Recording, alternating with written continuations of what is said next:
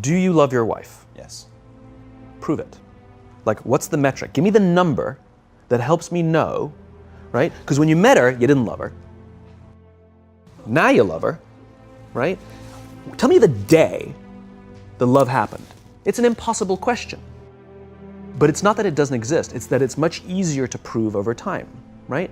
Leadership is the same thing. It's about transition. So if you were to go to the gym, it's like exercise, right?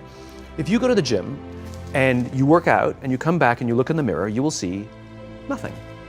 And if you go to the gym the next day and you come back and you look in the mirror, you will see nothing, right?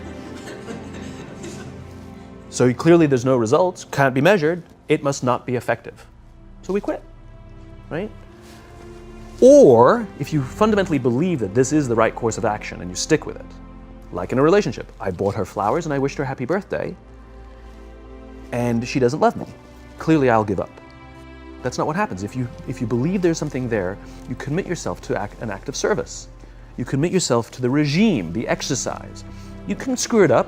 You can eat chocolate cake one day. You can skip a day or two. You know, it allows for that. But if you stick with it consistently, I'm not exactly sure what day, but I know you'll start getting into shape. I know it. And the same with the relationship. It's not about the events. It's not about intensity. It's about consistency, right? You go to the dentist twice a year, your teeth will fall out. You have to brush your teeth every day for 2 minutes. What does brushing your teeth twice a day for 2 minutes do? Nothing. Unless you do it every day, twice a day for 2 minutes, right? It's the consistency. Going to the gym for 9 hours does not get you into shape. Working out every day for 20 minutes gets you into shape. So the problem is we treat leadership with intensity. We have a 2-day offsite, we invite a bunch of speakers, we give everybody a certificate, you're a leader, right?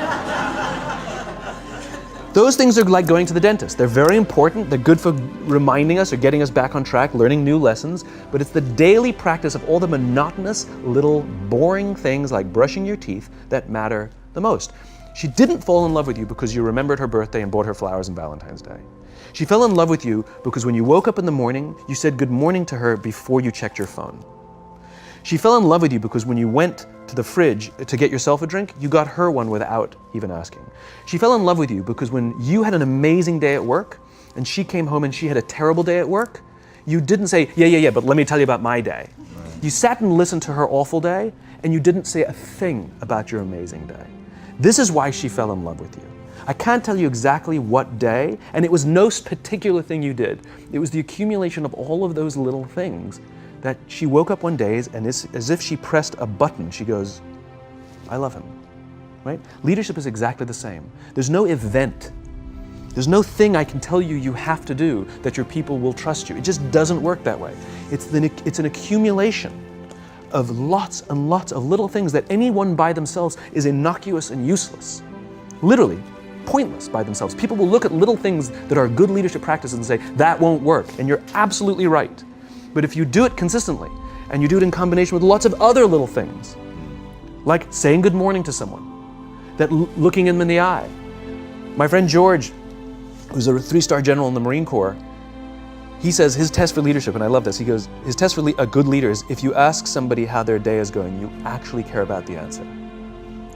The number of times we're walking to a meeting, we're rushing, we go, how are you? Not good, I got to get to you later, I'm late for a meeting. Right. If you ask the question, you were standing there and you were listening to the answer. It's those little innocuous things that you do over and over and over and over that people will say, I love my job. Not I like my job. I like my job means, yeah, the challenge is great, they pay me well, I like the people. I love my job means, I don't want to work anywhere else. I don't care how much somebody else is willing to pay me. I'm devoted to the people here, and I care desperately about the people here as if they were my family. In business, we have colleagues and coworkers. In the military, they have brothers and sisters. That's how they think of each other. If you really have a strong corporate culture, the people will think of each other like brothers and sisters. It's like a family, right? No, brothers and sisters. Deep love. Fight, but the love doesn't go away. Bicker, the love doesn't go away.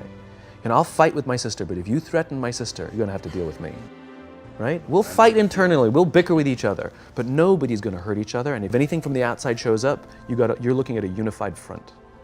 brothers and sisters. Now, how do you create brothers and sisters out of strangers?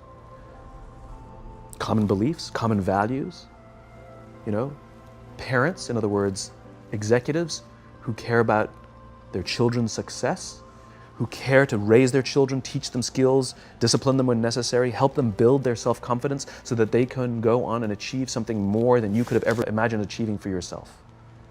That's leadership.